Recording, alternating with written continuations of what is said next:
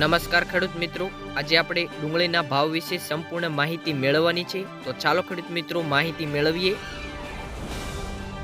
ખરીફ ડુંગળીની ખરીદી અને તેનો એકસાથે નિકાલ કરવાના સરકારી હસ્તક્ષેપના કારણે છેલ્લા એક મહિનામાં સરેરાશ છૂટક ભાવમાં 30% અને જથ્થાબંધ ભાવમાં 35%નો ઘટાડો થયો છે.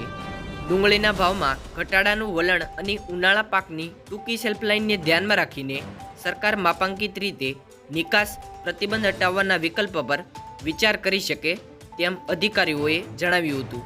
ડુંગળીના વેપાર સાથે સંકળાયેલા સૂત્રોએ જણાવ્યું હતું કે તેમને સરકારી અધિકારીઓ દ્વારા જાણ કરવામાં આવી છે કે કેન્દ્ર સરકારી સહકારી સંસ્થાઓ દ્વારા નિકાસને મંજૂરી આપશે.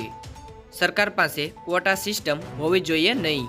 અન્ય કોમોડિટીની જેમ ડુંગળીની નિકાસ માટે તેમની પાસે ખુલ્લી નીતિ હોવી જોઈએ અને સૂચનાની રાહ જોઈ રહ્યા છીએ તેમ મુંબઈ એપીએમસીના ડિરેક્ટર જયદત્ત વલકરે જણાવ્યું હતું. અત્યાર સુધીમાં કેન્દ્રીય એજન્સીઓએ ખેડૂતો પાસેથી આશરે 25,000 ટન ખરીફ ડુંગળીની ખરીદી કરી છે અને તેનો એકસાથે નિકાલ કરવામાં આવ્યો છે કારણ કે તે સંગ્રહિત થઈ શકતો નથી. અધિકારીઓએ જણાવ્યું હતું કે નિકાસ અને બજારના હસ્તક્ષેપ પરના પ્રતિબંધિત ઇચ્છિત પરિણામ આવ્યું છે કારણ કે એક મહિનાના અગાઉના ₹59 સરખામણીએ આ સપ્તાહે સરેરાશ છૂટક કિંમત ઘટીને ₹30 પ્રતિ કિલો થઈ ગઈ છે.